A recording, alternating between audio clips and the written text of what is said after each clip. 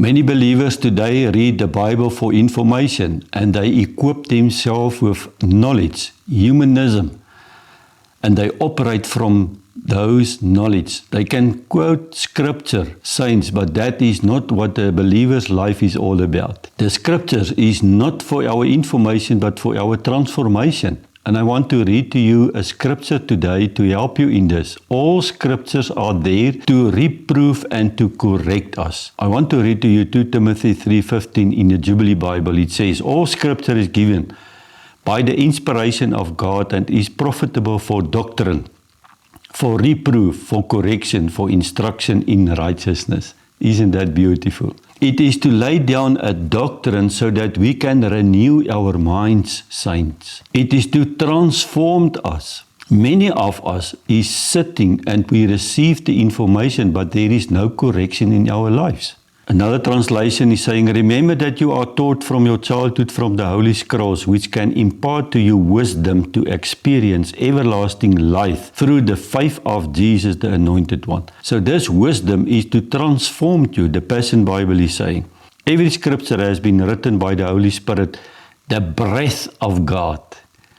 That breath of the Lord that blows in your innermost being is to bring the dry bones to life.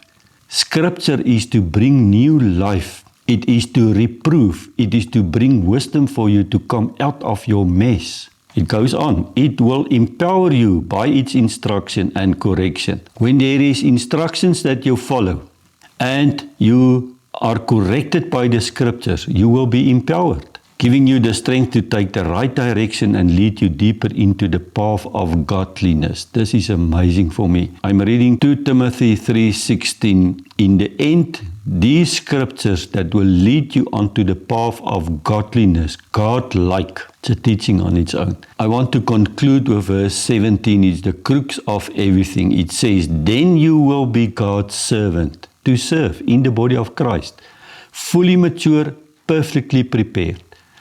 When you only receive the scriptures as information, you need to know that you will stay in immaturity. We need to come into maturity by the correction of the word, the breath of God inside of you. Then you will be fully ready for any assignment God gives you. This is amazing. We need to do our assignments.